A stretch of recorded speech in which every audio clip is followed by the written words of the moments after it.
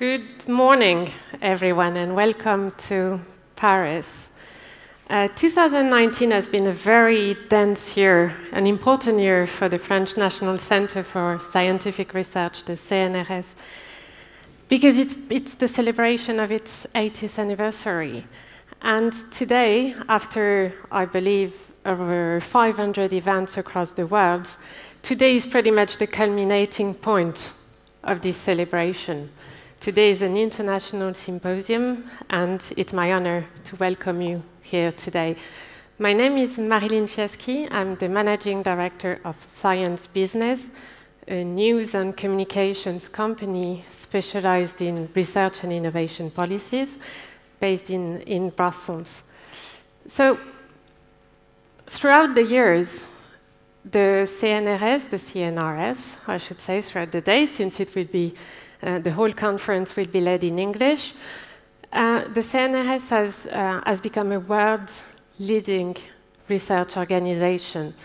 And this wouldn't have been possible without a truly international research strategy. The CNRS has anchors all around the world, either with international offices or joint research facilities.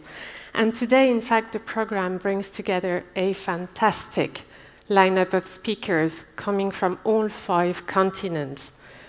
What will we do? Well, we will first draw a state of affairs of the research landscape across borders. We will also discuss hot issues such as open science, science optimism, international expert panels, or the notion of co-opetition between countries and researchers. But ultimately, the program of today is also designed to remind us of the importance of international cooperation in research. But before we go into the chase of the discussions, one piece of information for the Twitter addicts. There is a hashtag attached to this conference that you can use.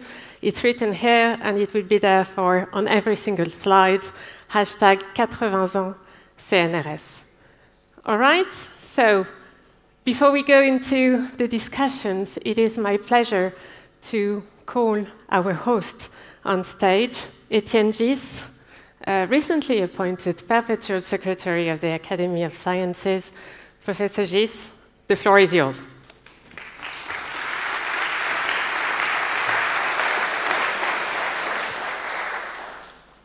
My dear colleagues, guests and friends, it is my pleasure and honor to welcome you in this wonderful, brand new auditorium of the Institut de France on the occasion of the 80th anniversary of CNRS. My name is Etienne Ghys, and I'm one of the 2 permanent secretaries of the Académie des Sciences of the Institut de France. My pleasure is actually double, since I have been a CNRS researcher for quite a few years now.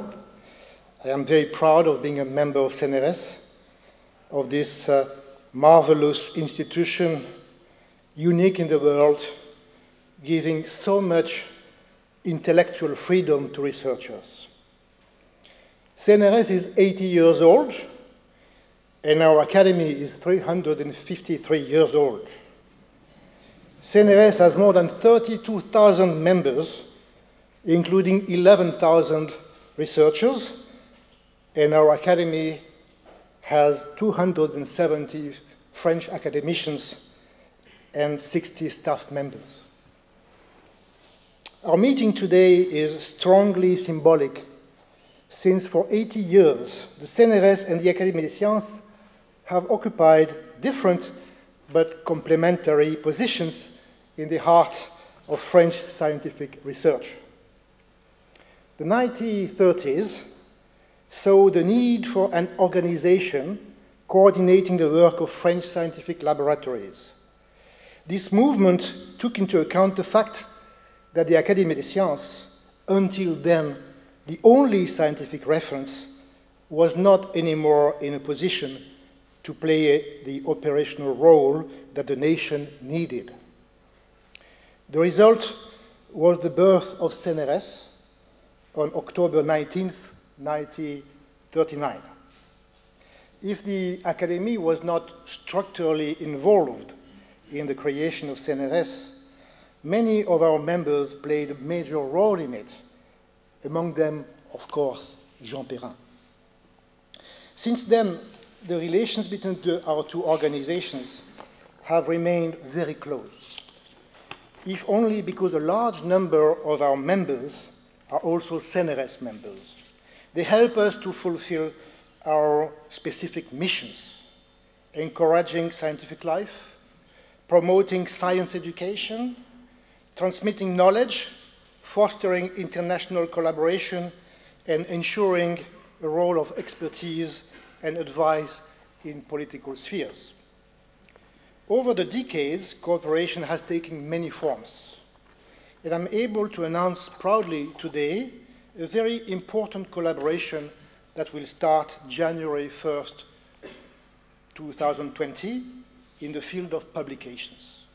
The active support provided by CNRS for the entry of the journal Compte Rendu into the era of open science.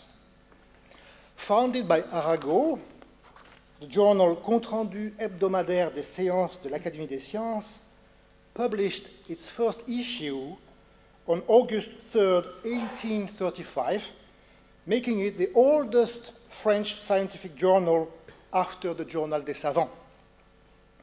During the 19th century and the first half of the 20th century, the Compte Rendu were the major international scientific journal.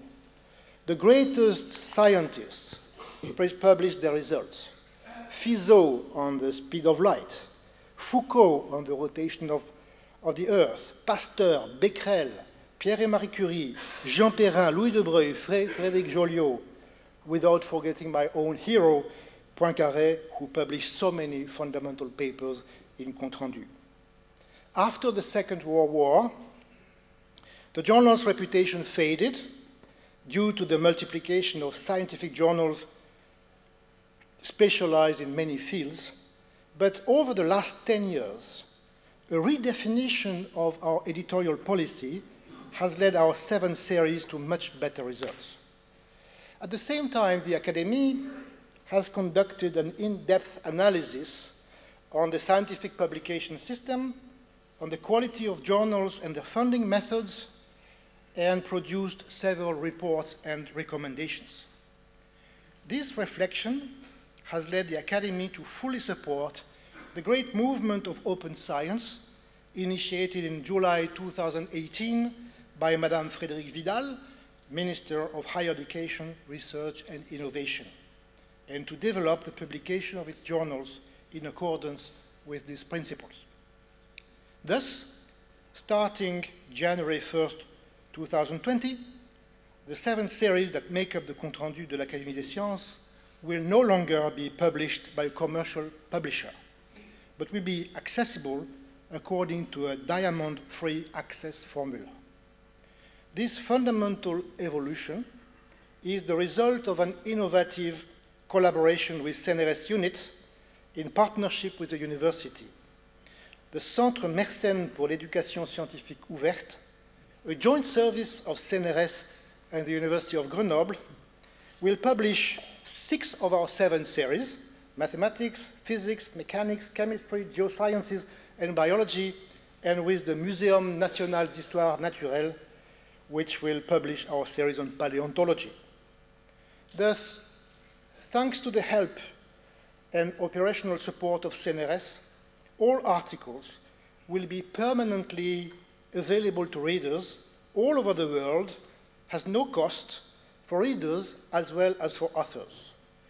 Beyond this symbolic aspect, which is very important, there is an opportunity to better disseminate science.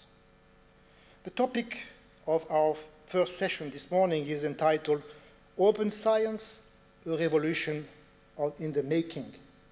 The example of the Compte Rendu can make us optimistic for this virtuous point of view on science. I do hope that all of you will submit very soon a paper to the Compte Rendu. Therefore, Before passing the microphone to my boss, Antoine Petit, I'm happy to wish a happy birthday to my beloved institution, CNRS. Bon anniversaire.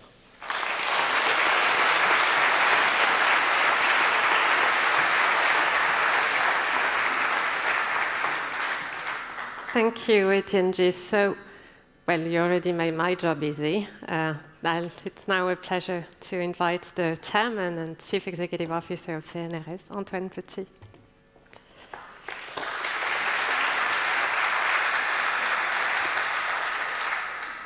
So, dear colleagues, it's really a great pleasure for CNRS and for me to welcome you here in this magnificent amphitheater.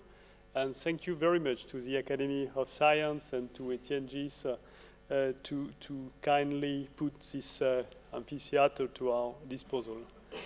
As Maryline Fiaschi reminded you, this symposium is being organized on the occasion of the 80th anniversary of CNRS.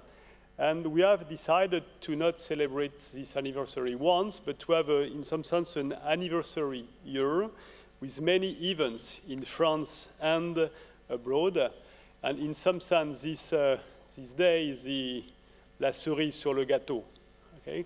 And we organize all these demonstrations around the motto, as then you can read here, which is 80 years of building new worlds through knowledge.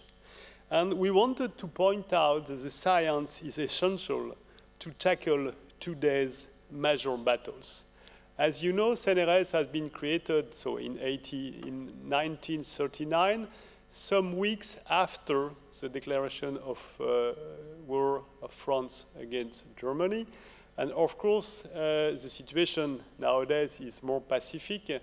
Nevertheless, we have new battles that are also very important, and we are convinced that science is essential to tackle battles like job and value creation, like access to personalized medicine for all, like digitalization of the world for the benefit of the greatest number of people, but also fight against climate change or implementation of an energy transition, just to name just a few essential ones. So the CNRS today is more than 1,000 labs. In the French system, all these labs are in fact joint labs with our French academic partners, university, so-called grandes écoles, but also other research institutions like INSERM, like CEA, like INRA, like INRIA. And I thank all the representatives of our French partners which are present today. CNRS is also more than 160 research structures with industrial partners, big companies, SMEs, and the creation of nearly 100 startups per year. It's also an openness to society with agreements with local authorities and administrations and partnerships with many ministries, which again shows that science is nowadays everywhere. But the CNRS is above all a fantastic network of international partners, and thanks to all of you to be present today. And these partners are present on the 5 continents, and our international involvement is reflected in particular in the fact that every year 30% of our permanent researchers that we recruited are foreigners. We also have 8 offices abroad in China, in India, in Japan, in Singapore, in the US, in Brazil, in South Africa, and in Brussels. We have about 100 of international research labs. We have several hundred scientific projects with industrial partners, a large number of shared research infrastructures. And also, this involvement is reflected by the fact that CNRS is the first beneficiary institution of the European Framework Programme, and in particular, CNRS is the first institution concerning the number of ERC laureates, with more than 500 to date. And so we wanted to organize a day of exchanges to take a step back and reflect on the major international research challenges. And so today, we are offering you 3 roundtables to key topics. First one, as it had been already said, is about open science. So the CNRS makes open science, the promotion of open science, one of its very first priority, and we just published a roadmap on the subject that you can get today. Second panel will be around the role of international expert panels. To summarize briefly, the question is, can the IPCC model be used in context more other than climate? And third panel will be around the notion of international competition, this mixture of cooperation and competition that is our daily life. And so these roundtables will bring together prestigious panelists from all over the world, and many thanks to them. And the lessons learned from this roundtable will, of course, be useful to our community, I am sure, but they will also be transmitted to French, European, and international decision makers. I am convinced that these decision makers will find very interesting our conclusion, and I'm sure that their expectations are real. You will have also a presentation of the International Research Labs, formerly called Unité Mixte Internationale, which the CNRS uses as a key tool for its international scientific relations. As I told you, the CNRS chose Europe from the very first day. And to illustrate this commitment, I am very pleased that Mariya Gabriel, Future Commissioner for Innovation and Youth, Jean-Éric Paquet, Director General for Research and Innovation at the European Commission, and Jean-Pierre Bourguignon, President of the European Research Council, have agreed to take the floor. I am also very pleased that Stuart Firestein has accepted to give a keynote on optimisms in science. We undoubtedly need such optimisms, and probably not only in science.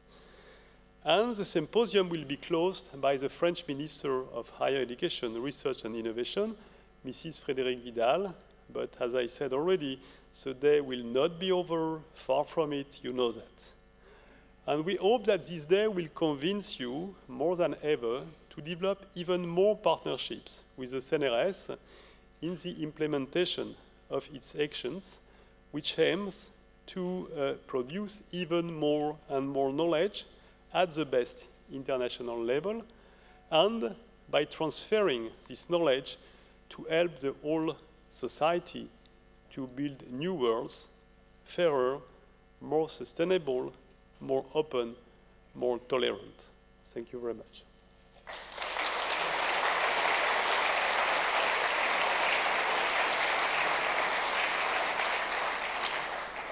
So the future European Commissioner for Innovation and Youth, Mariya Gabriel, unfortunately could not be present physically today. Had the pleasure of meeting her last week, and I am convinced that her commitment to us will be unfailing, and she very kindly agreed to record a video message for us, which I invite you to listen now.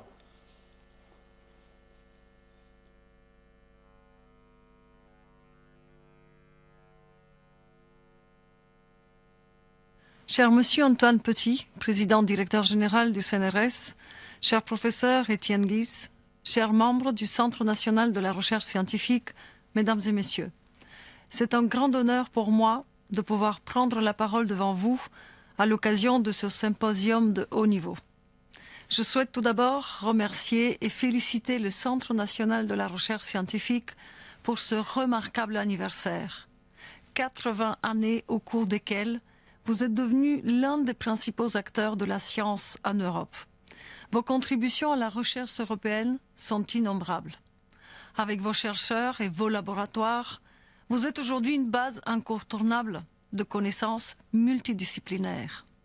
De plus, par votre présence sur de nombreux continents, vos colloques internationaux comme celui d'aujourd'hui permettent d'échanger sur la façon de relever ensemble les défis scientifiques et socio-économiques mondiaux.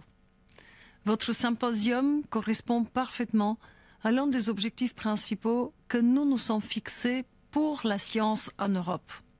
Stimuler une science de qualité, du progrès, une science au service de l'humain et du citoyen, une science qui permet de relever les défis pressants de notre ère moderne. Promouvoir une science qui, par son ambition du progrès, cherche à améliorer la qualité de vie de tous les êtres humains est une question impérieuse pour nous tous. Aujourd'hui, plus que jamais, il est nécessaire que les chercheurs partagent les résultats de leurs projets, exploitent les résultats des recherches existantes et ouvrent leurs laboratoires aux citoyens, à la société civile et aux utilisateurs finaux afin de mieux orienter leurs travaux vers les besoins, les attentes et les préoccupations de la société. La science étant une entreprise globale et dont nombreuses collaborations en matière de recherche et d'innovation étant internationales, les chercheurs doivent partager et réutiliser la connaissance et les données au-delà des frontières. Ceci est particulièrement vrai lorsqu'il s'agit de relever des défis sociétaux mondiaux de plus en plus interdépendants et interdisciplinaires.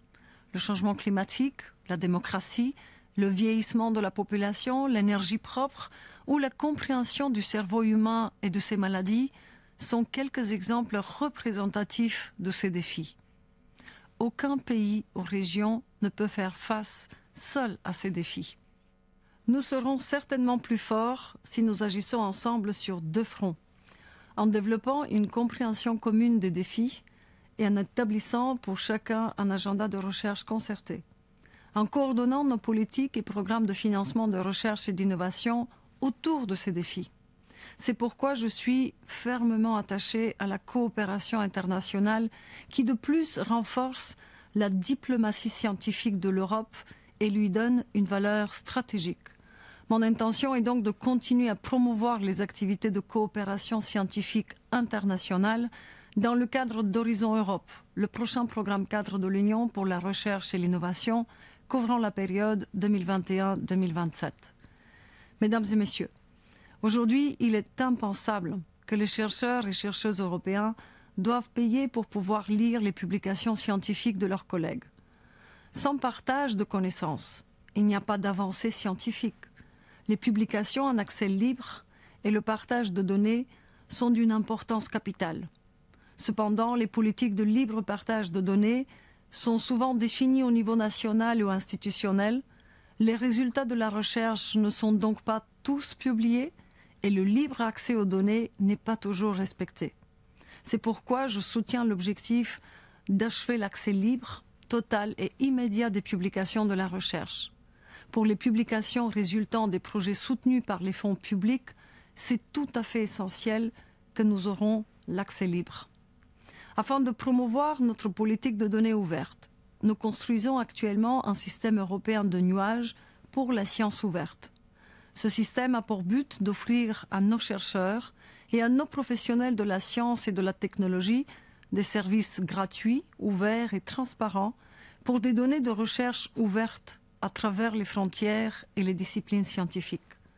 Toutefois, il sera important d'harmoniser ces efforts avec des initiatives similaires lancées dans d'autres régions du monde et de veiller à ce que toutes les données soient identifiables, accessibles, interopérables et réutilisables au-delà des disciplines et des frontières géographiques. Enfin, je tiens à souligner que toutes nos activités de coopération internationale doivent bénéficier du principe de la réciprocité de la part de nos partenaires internationaux, comme par exemple en termes d'accès au financement, aux données scientifiques ou aux règles en matière de protection de la propriété intellectuelle. C'est un principe que je vais promouvoir et encourager dans Horizon Europe, dans tous les accords d'association et de coopération conclus avec des pays tiers. En conclusion, la coopération internationale est au cœur d'une science excellente. Elle sera essentielle pour relever les défis mondiaux et contribuer à la politique globale de l'Union en matière de relations extérieures. Mesdames et messieurs, chers membres du CNRS, je suis persuadée que les débats de ce jour seront importants pour progresser sur ces questions et j'attends avec beaucoup d'impatience les idées et les propositions qui vont émerger du symposium d'aujourd'hui. Je vous remercie et souhaite à tous de fructueuses discussions.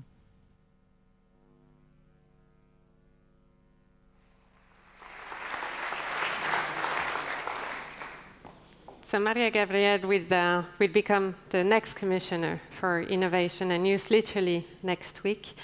I just want to reassure you, although the research word is not in her title, she did confirm that it would be at the core of a mission given by President van der Leyen, the next president of the European Commission. And in fact, our next speaker will certainly be able to confirm this. So it's now my pleasure to call Jean-Éric Paquet, the Director General for Research and Innovation at the European Commission. Jean-Éric, the floor is yours.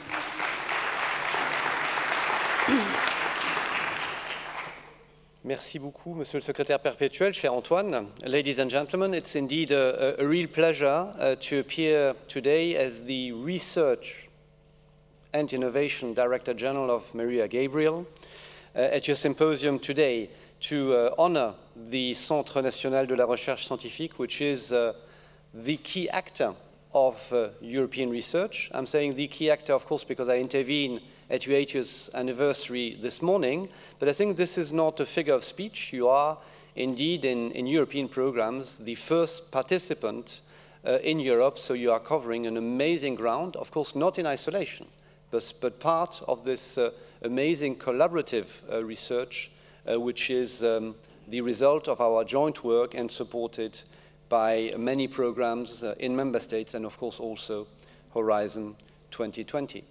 Le Centre National de la Recherche is a key player, and together with amazing universities, 17 European universities which were recently established and many more universities in Europe, and indeed all the other institutes and research organizations, you are making science in Europe amazing.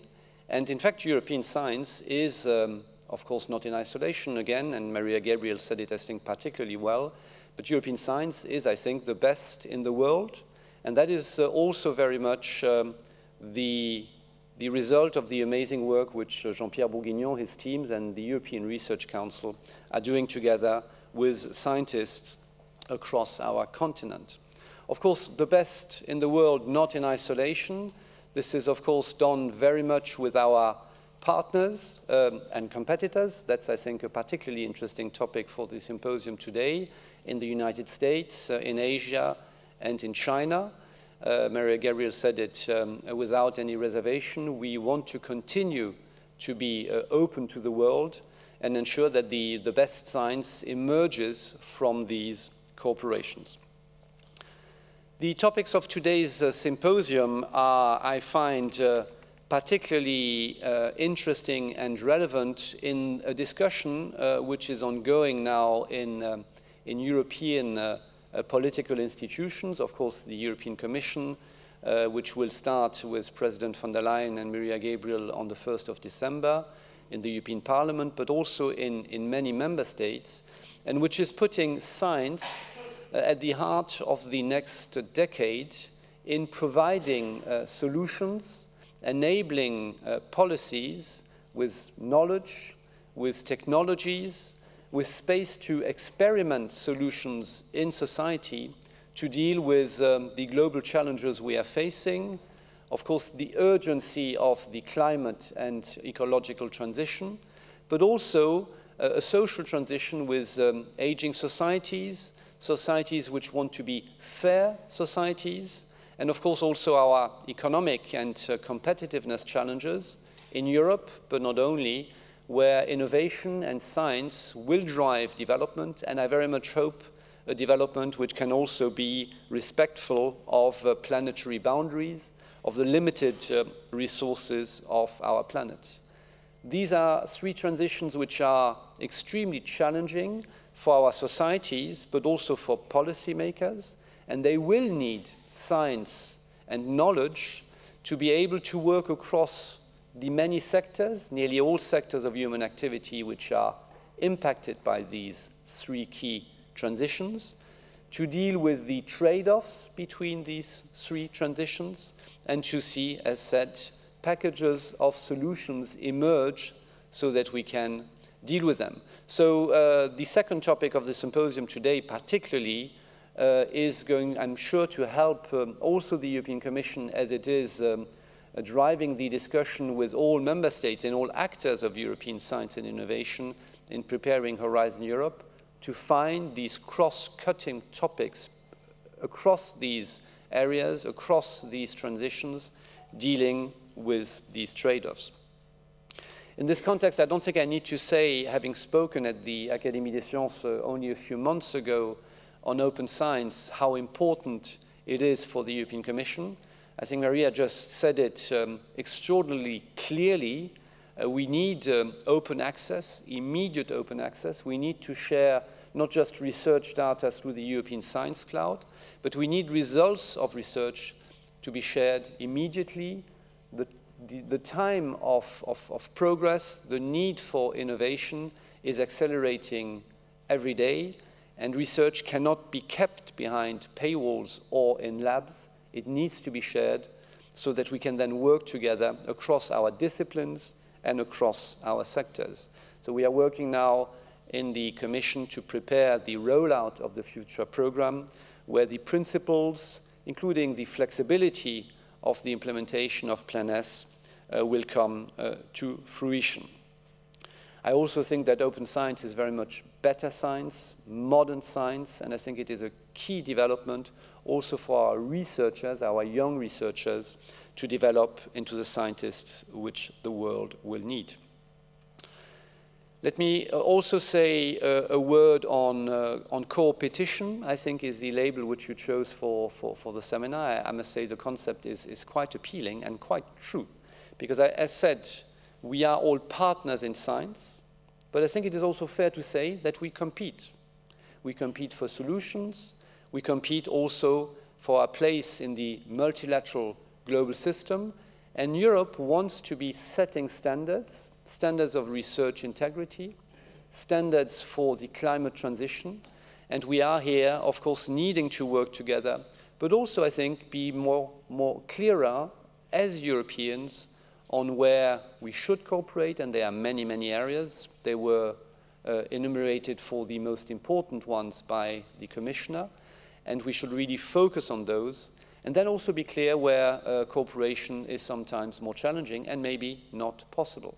And I would very much welcome that European research organizations and our universities are a little bit less candid and a little bit clearer on where their own interest is, and this often, of course, matches, and that is what is so fruitful, the interests of our many partners. Antoine, there's never a good speech without speaking about money, and the opportunity is just too great for me this morning, so let me finish by saying that I would also very much encourage a debate in Europe's member states, which need to come together to provide critical mass of science, knowledge, and innovation to deal with our challenges and to position us in this international cooperation and competition. So member states must invest more into research and innovation across all 28, 27 member states, including Antoine in France, but I think we agree with that. And I'm sure also our interlocutors agree with that. But then, of course, also we need to ensure that we can, in European Union policies, and of course particularly in the Horizon Europe program, which is now in discussion, have sufficient resources to bind us together. That is really what Horizon Europe is about. The Commission made an ambitious proposal of 100 billion euros. This is now being discussed. Our friends from the Finnish presidency will come forward with their numbers in the next few days. I expect them at the end of the week. I hope they will protect Horizon Europe. And then leaders will discuss it in December. I don't necessarily expect a decision in December, but I would really encourage all of us to engage into this discussion on resources for science and innovation in our national systems and at EU level. Engage with your governments, engage with your politicians. Science is what will drive our future, and that is what will drive the next decade of the CNRS. Thank you very much.